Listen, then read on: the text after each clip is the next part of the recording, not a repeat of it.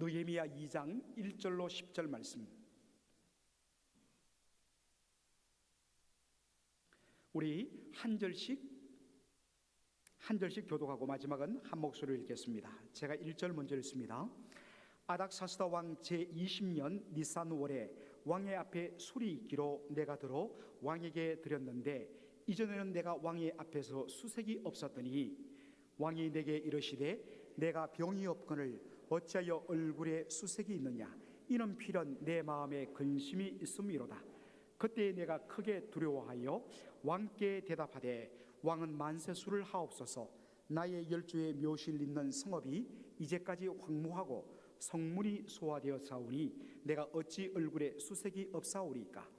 왕이 내게 이르시되 그러면 내가 무엇을 원하느냐 하시기로 내가 곧 하늘의 하나님께 묵도하고 왕에게 고하되 왕이 만일 즐겨하시고 종이 왕의 목전에서 은혜를 얻어사오면 나를 유다 땅 나의 열조의 묘실 있는 성읍에 보내어 그 성을 중건하게 하옵소서 하였는데 그때에 왕후도 왕의 곁에 앉았더라.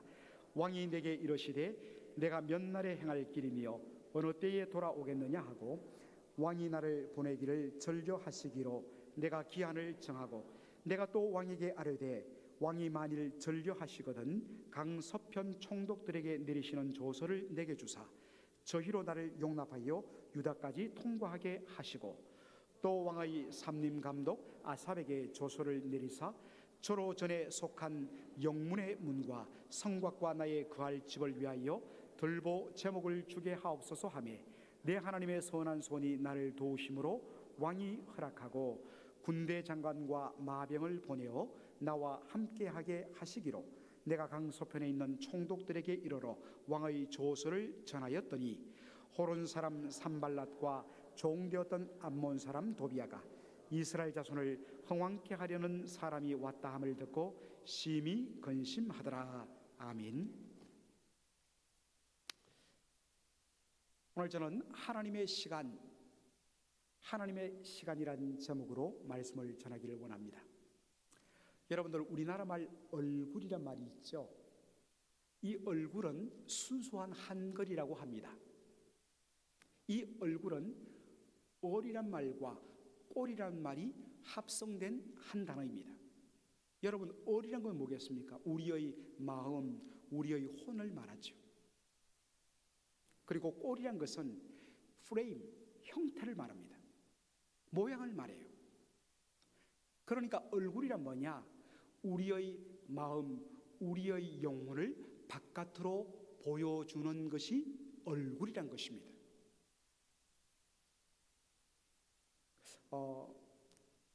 여러분들 두려워하지 마시기 바랍니다. 그러나 인생을 수십 년 사시면서 특별히 비즈니스를 하거나 사람들을 대하는 직업을 가지신 분들 마찬가지겠지만 저희 목회자도 엄밀해 보면 사람들을 다루는, 사람들을 섬기는 그런 직업 아니겠습니까? 평생 사람들과 부대끼면서 그렇게 살아가다 보니까 이제 목회 안수를 받고 목사 안수를 받고 21년째가 되다 보니까 이제는 그분 얼굴만 봐도, 그분 눈빛만 봐도 그 사람을 어느 정도 제가 파악이 됩니다.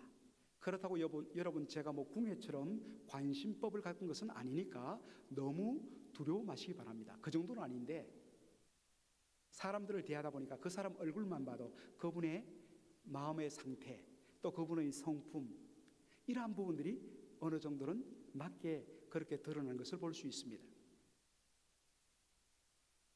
잠언 15장 13절에 이런 말씀이 있습니다. 마음의 즐거움은 얼굴을 빛나게 하여도 마음의 근심은 사람의 심령을 상하게 하느니라. 우리의 마음의 컨디션에 따라서 그것이 우리의 얼굴을 환하게도, 우리의 얼굴을 상하게도 한다고 성경은 말씀하고 있습니다.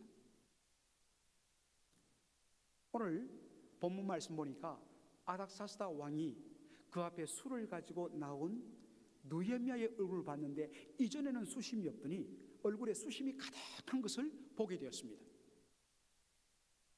그래서 묻습니다.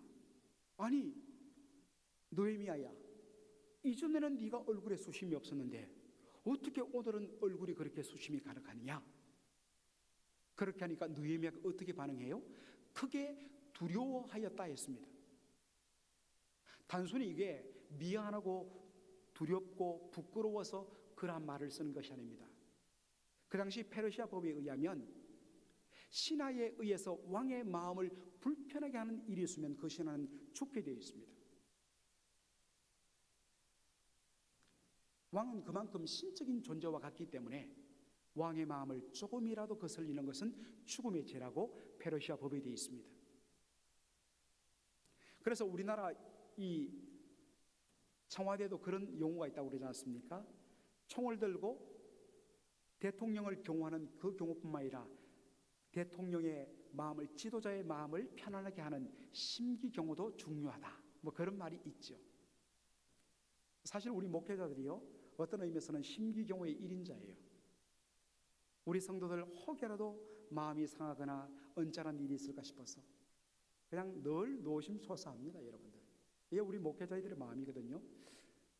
그런데 페르시아 법에 의하면 왕의 마음을 조금이라도 불편하게 하는 그러한 모습을 신하가 보이면 그 신하는 그 즉시 죽게 되어 있습니다. 왕의 특별한 관용과 은혜 베푸는 그러한 긍휼함이 없다면 그 자리에서 죽게 되어 있습니다. 그러니까 왕이 너의 얼굴이 왜 그리 수심이 가득하냐, 이 말은 너 때문에 내가 굉장히 불쾌하다는 말이거든요. 그러니까 크게 두려워했다 했습니다. 그러니까 느헤미야가 그 이유를 말합니다. 5절 보시기 바랍니다. 5절 보니까 왕에게 고하되 왕이 만일 절기하시고 종이 왕의 목전에서 은혜를 얻어 싸우면 나를 유다 땅 나의 열조의 묘실 있는 성읍에 보내어 그 성을 중건하게 하옵소서. 3절에도 보니까 왜 내가 이렇게 수심이 가득하냐면 나의 열조의 묘실 있는 성읍이 황무하고 성문이 소화 불타버렸으니까 내가 어찌 얼굴에 수색이 없으리까. 그러면서 왕이 소원을 묻자 말자 나의 열조의 묘실이 있는 그 성읍을 다시 중건할 수 있도록 나를 보내어 주옵소서라고 그렇게 요구를 합니다. 여러분들, 나의 열조의 묘실이 있는 성읍 어디입니까? 구체적으로 어디지요? 예루살렘입니다. 그런데 예루살렘이라고 한 단어만 쓰면 될 것을 나의 열조의 무덤이 있는, 묘실이 있는 성읍, 이렇게 왜 복잡하게 표현했을까? 여기에는 이유가 있습니다. 여러분들, 에스라서 4장 15절을 화면을 통해서 한번 보시겠습니다. 이런 말씀이 기록되어 있습니다. 왕은 열조의 사기, 역사책을 살피시면 그 사기에서, 역사책에서 이 성읍은, 이 성읍이라는 것은 예루살렘을 말합니다. 이 성읍은 패역한, 반역한 성읍이라. 예로부터 그 중에서 항상 반역하는 일을 행하여 열왕과 각도의 손해가 된 것을 보시고 아실지라. 이 성읍이 회파됨도, 파괴됨도 바로 이 때문입니다. 이 나라는 조그맣지만은 이 조그마한 유대 나라의 수도 예루살렘은 늘 그 주위에 있는 대국들에 대해서 항상 강력하게 대응했던 나라였습니다. 반역하는 그러한 성읍이었습니다. 그것이 역사책에 기록되어 있다는 것입니다. 그러니까 페르시아 사람들의 머릿속에는 예루살렘 하면 반역의 도시였습니다.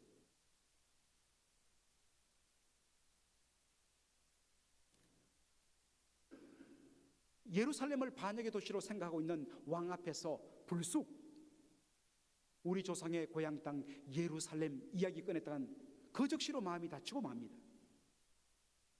그래서 지혜롭게 뭐라고 이야기하니까 나의 열조의 묘실이 있는 성읍이라 이렇게 밝힙니다. 여러분들, 같은 말을 해도 참 이 타이밍이 중요하고 분위기가 중요하고 때가 중요합니다. 아무리 좋은 말, 옳은 말일지라도 그런 말이 있죠. 바른 말이 중요한 것이 아니라 옳은 말이 중요하다 이 얘기했습니다. 바릅니다. 틀린 말이 아닙니다. 정확한 팩트입니다. 그러나 그것이 때를 만나지 아니하고 그리고 상황과 분위기가 적절하지 않을 때는 오히려 그 팩트가, 그 사실의 말이 오히려 문제를 일으키고 더 심각하게 분위기를 깨트리는 것을 우리의 경험을 통해서 많이 배웁니다. 같은 말이라도 지혜롭게 하는 그런 여러분들 은혜를 구하셔야 됩니다. 특별히 우리 성도들, 참 우리가 연약한 존재이기 때문에 틀린 말이 아닌데도 바른 말인데도 그것이 지혜롭게 표현되지 않았을 때에 항상 상처를 입고 문제를 일으키는 것을 저의 경우를 통해서 그리고 여러분의 언어 생활을 통해서 많이 겪어오셨지 않았습니까? 그래서 성령님의 특별하신 은혜, 성령님 내 입술을 주장하여 주시고 내 말에 지혜를 더하사, 좀 울립니다. 지혜롭게 그렇게 말할 수 있도록 은혜를 주옵소서. 항상 여러분들 기도하셔야 됩니다.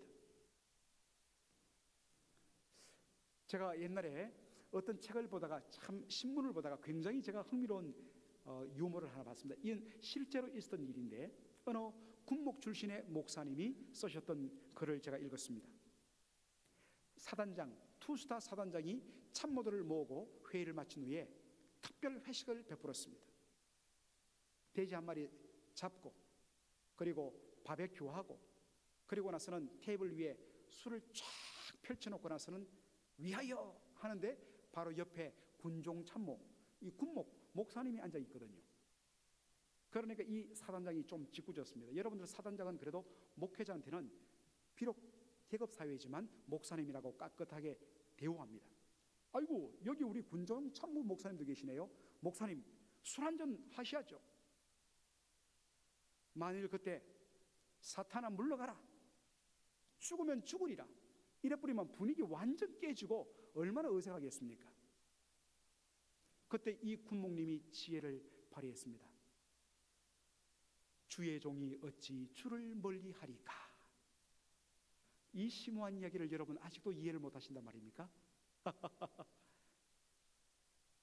그분들이 말하는 주와 한자로 이 목사님이 섬기는 주는 다른 주자입니다. 그렇죠? 그런데 그 사단장이 이 목사님의 지혜로운 표현에 감동을 냈습니다. 분위기를 깨뜨리지 않고 오히려 즐겁게 해드리면서도 완곡하게 거절하기 위해서 주의 종이 어찌 주를 멀리하리까. 그래서 그날 분위기를 굉장히 아름답게 했다. 그런 이야기를 제가 읽었습니다. 여러분들, 우리가 특별히 우리 예수 믿는 사람들이 말하는 한마디 한마디에도 항상 기도하고 주의 뜻을 구하고 주의 인도하심을 구하는 여러분 되기를 주의 이름으로 축원합니다. 자, 여러분들, 오늘 느헤미야가 이렇게 요청합니다. 특별히 왕이시여 저를 예루살렘의 총독으로 파견시켜 주옵소서. 그리고 이 페르시아 왕도에서 수도에서 저 먼 변방 예루살렘까지 가는 길이 굉장히 험하고 중간중간에 도적대들이 있는데 무사히 잘 통과할 수 있도록 모든 조치를 취해 주십시오. 그리고 예루살렘을 중건하고 그리고 총독의 집을 새로 짓는 모든 필요한 목재들, 석재들, 자료들을 다 공급해 주십시오. 그래서 왕이 이 모든 것을 다 들어주고 무사히 그곳을 잘 갈 수 있도록 군대까지 붙여주어서 안전하게 도착하게 합니다. 자, 그런데 여러분들 느헤미야 2장 8절 한번 보시기 바랍니다. 느헤미야 2장 8절, 2장 8절에 하반절 보십시오. 이 모든 왕이 모든 배려를 다 해주었을 때에 느헤미야가 어떻게 고백하는가? 내 하나님의 선한 손이 나를 도우심으로 왕이 허락하고 라고 고백합니다. 이 모든 되어진 일을 자신의 지혜로운 말의 결과로 돌리지 않습니다. 왕이 호의를 베풀어서 된 것도 아니라고 말합니다. 하나님께서 자신의 말도 사용하고 그리고 왕의 호의도 도구로 사용하여서 하나님께서 친히 당신의 선한 손길로 이 모든 일들을 이루셨음을 고백하는 그런 신앙 고백을 합니다. 여러분, 이러한 신앙 고백이 굉장히 중요합니다. 역사를 주관하시는 하나님, 비록 사람이 그 일을 이루는데 하나님의 섭리의 도구로 사용할지라도 그 일을 주장하시는 분은 하나님을 바라보면서 하나님께만 모든 감사와 영광과 초점을 하나님께로 맞추는 것, 이것이 예수 믿는 사람들의 당당한 신앙 고백이 되어야 될 줄로 믿습니다.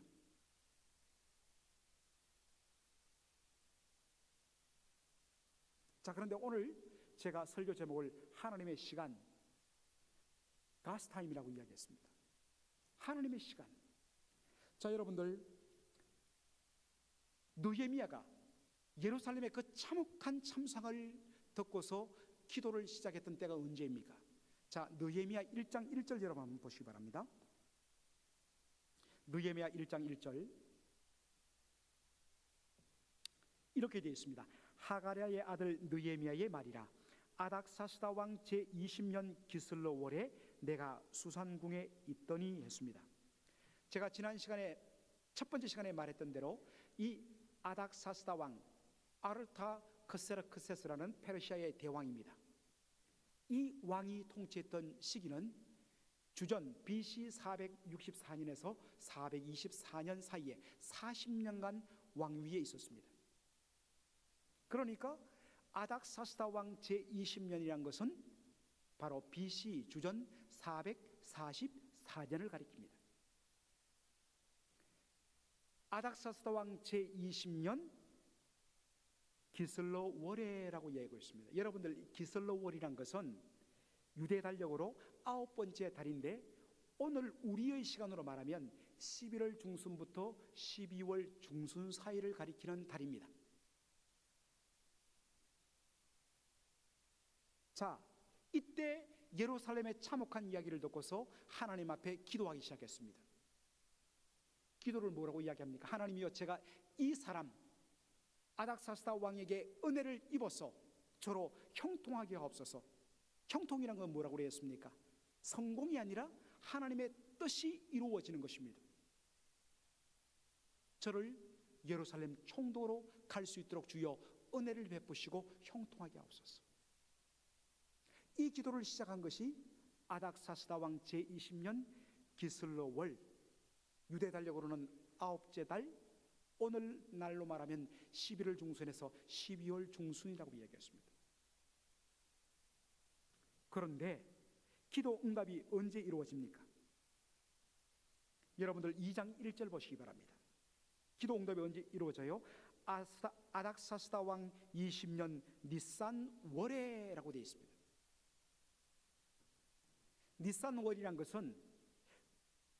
니산월이란 것은 유대 달력으로 첫 번째 1월 달을 말합니다. 우리의 달력으로 말하면 3월 중순에서 4월 중순을 가리킵니다. 봄을 말해요. 그가 기도를 시작했던 것은 11월 중순에서 12월 중순 사이였습니다. 그런데 응답된 것은 3월 중순부터 4월 중순이었습니다. 몇 달이 걸렸습니까? 4개월이 걸렸습니다.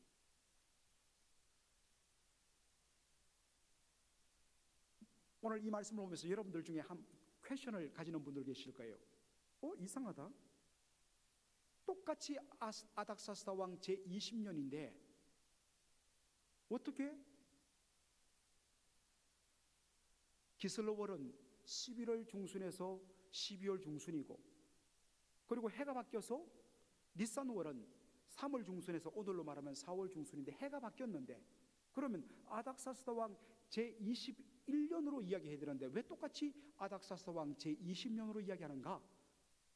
여러분들 성경을 읽으면서 혹시 그런 질문 안 하셨습니까? 너무 편하게 읽었는데 갑자기 제가 여러분들 혼란하게 해드렸는지 모르겠습니다. 그런데 여러분들, 이것은 이렇게 이해하면 해결됩니다. 유대 사람들에게 있어서 새해의 시작은 우리 오늘날의 달력으로 말하면 9월 중순부터 10월 중순을 이 사람들은 뉴 이어로 잡습니다. 우리의 계절로 말하면 가을부터가 새해의 시작입니다. 그러니까 새해 시작이 되고 한 2달 후에 기도를 했고, 그로부터 넉 달 후에 기도의 응답을 받았습니다. 어쨌든 그러니까 똑같은 아닥사스다 왕 제20년이라고 표현한 것이 틀림이 없다는 것입니다. 자, 이건 뭐 중요하지 않습니다. 적어도 여러분들 이 문제에 대해서 관심을 가지는 그런 분을 위해서 제가 설명드린 것입니다. 분명히 이해가 될 것입니다. 정리하자면 유대 사람들의 첫 새해는 가을부터 시작한다. 그렇기 때문에 똑같은 아닥사스다 왕 제20년으로 보는 것이 문제가 없다. 그렇게 정리를 합니다. 자, 우리의 관점은 뭐겠습니까? 느헤미야의 기도가 응답되는데 4개월이 걸렸다는 것입니다. 만일에 느헤미야가 자신의 탐욕을 위해서, 자신의 개인적인 성공을 위해서, 자신의 번영을 위해서 하나님 앞에 형통하게 해달라고 기도했다면 하나님께서 그의 마음을 돌이키면서 고치시는 데 시간이 걸렸다고 볼 수 있습니다. 그런데 느헤미야의 기도는 정확한 하나님의 말씀을 붙들고 기도했습니다. 내가 이 예루살렘 성을 하나님의 말씀으로 바로 세우기 위해서 저를 예루살렘 총독으로 보내주시고 무너진 예루살렘 이 성벽을 재건하게 하여 주옵소서. 그리고 나중에 보겠지만 이 재건된 예루살렘 속에서 하나님의 말씀으로 이들을 가르쳐서 예루살렘이 하나님이 다스리시는 그러한 성이 되게 하여 주옵소서. 주여, 이러한 일에 은혜를 베풀어 주옵소서. 여러분, 그는 왕의 술 맡은 관원이라고 그랬습니다. 제가 지난 시간에도 어떤 역사 기록을 인용했는데 그 당시 왕의 술 맡은 관원 중에는 술 맡은 관원이면서 chief minister, 국무총리를 겸하는 사람들이 있었습니다. 그만큼 왕의 술 맡은 관원은 왕의 최측근 중에 측근이 맞습니다. 왜냐하면 독사를 방지하기 위해서 왕이 가장 신뢰하는 사람에게만 술 맡은 관원을 맡기기 때문입니다. 그런 그 당시 수산궁 수도에 있었습니다. 최고 높은 관직에 있었습니다. 그런데 하나님 앞에 뭐라고 기도합니까? 제가 이 예루살렘 성을 바로 다시 중건하기 위해서 주여 저를 예루살렘 총독으로 보내어 주옵소서. 예루살렘 총독은 그 당시 페르시아가 다스리던 127개 바로 도 중에 가장 낙후하고 가장 변방에 있는 그런 식민지였습니다. 누구도 가려 하지 않는, 그곳으로 간다는 것은 좌천당한다는 그런 느낌을 받는 그런 예루살렘 총독을 스스로 자원했습니다. 하나님의 뜻을 이룰 수 있다면 주여 제가 가지고 있는 이 모든 것을 다 내려놓겠습니다. 저를 보내어 주옵소서. 이것이 성경적인 의미의 형통이라고 그랬습니다. 하나님의 뜻이 이루어지기를 원합니다. 예수님이 그렇게 기도했지 않습니까? 아버지여, 하나님의 뜻이 하늘에서 이루어진 것 같이 땅에서도 이루어질지어다. 예수님의 기도였습니다. 이것만큼 하나님의 뜻에 합당한 기도가 어디 있습니까?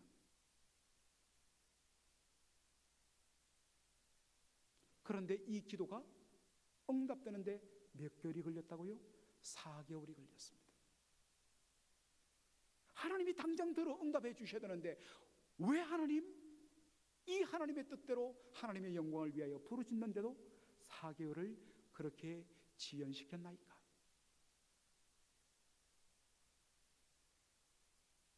저는 그 이유를 알지 못합니다.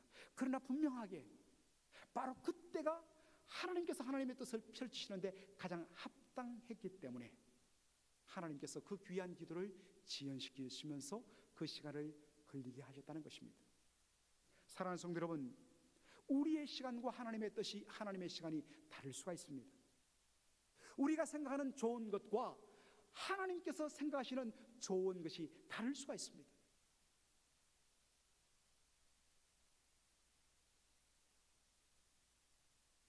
처음에는 모릅니다. 처음에는 너무나 답답합니다. 하나님 이때 이루어주면 너무 좋을 텐데 왜 하나님 이렇게 끄십니까? 그런데 지금은 몰라요.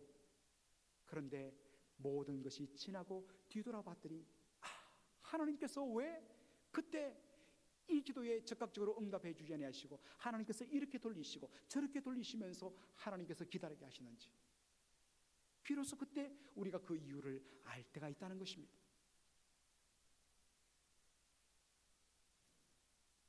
제가 몇 주 전에도 이 본문을 가지고 설교한 적이 있습니다만 누가복음 18장 1절에 예수님께서 비유로 말씀하시기를 항상 기도하고 낙심치 말아야 될 것을, 낭망치 말아야 될 것을 비유로 하여 말씀하셨습니다.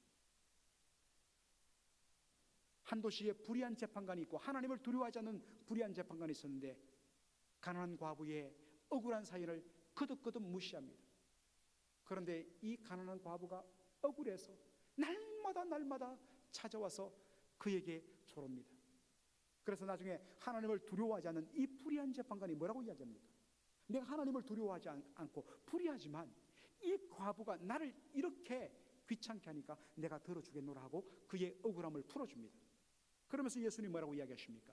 불의한 재판관도 가난한 과부의 이 간절함에 응답하거늘 하물며 하나님께서 택한 자들의 밤낮 부르짖는 원한을 하나님께서 들어주지 아니하시겠느냐? 반드시 들어주시리라 약속하십니다. 그런데 그 말씀을 마치면서 예수님 한 말이 던지십니다.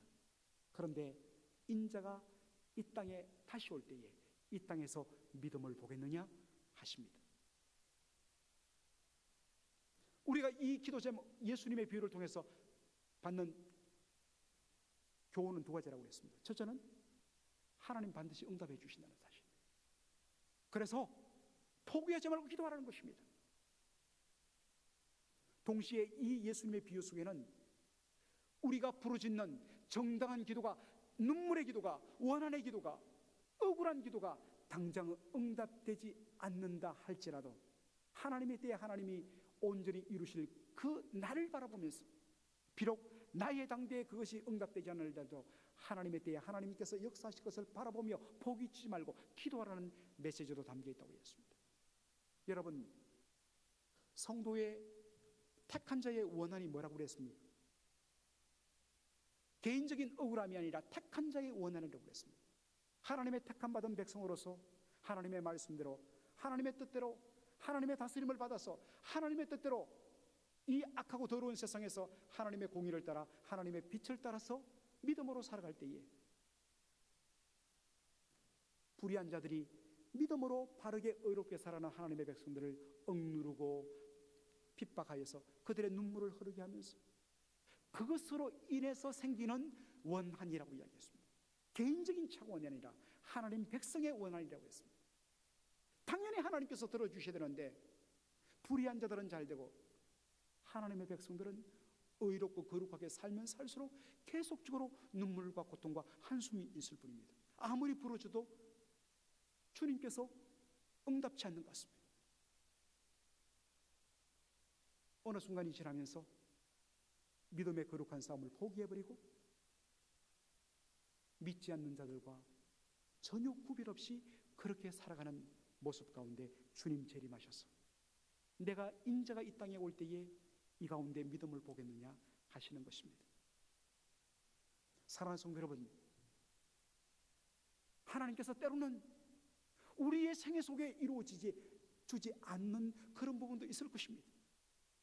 그러나 내가 기도한 것이 당장 내 대에는 그 열매를 응답을 맛보지 못한다 할지라도 하나님의 때에 하나님께서 온전히 이루시며 그리고 최종적으로 마지막 우리 주 예수 그리스도 이 땅에 재림하시는 그날 이 땅의 모든 불의를 온전히 심판하시며 마침내 하나님의 백성의 그 눈물의 기도를 응답해 주시며 그들의 흐르는 눈물을 닦아주시는 그 날을 바라보면서 주님의 재림의 응답을 바라보면서 오늘도 기도하고 하나님을 의지하고 기도는 삶이라고 그랬습니다. 왜 우리가 그렇게 기도하느냐? 그렇게 기도하는 만큼 우리가 산다고 그랬습니다. 낭망치 말고 때로는 하나님의 응답이 지연될지라도 그럴수록 더 주님을 부르시며 그럴수록 더 주님을 사모하며 그리고 최종적으로 영광 가운데 임하실 주님의 재림의 그때의 온전한 공의가 이루어지며 우리의 눈에 눈물을 닦아줄 것을 믿음의 눈으로 바라보면서 눈물 가운데 찬송하며 손을 들고 주 앞에 기도하며 주님과 동행하는 이 시대의 너희의 미가 되기를 주의 이름으로 축원합니다. 아멘. 우리 기도하겠습니다.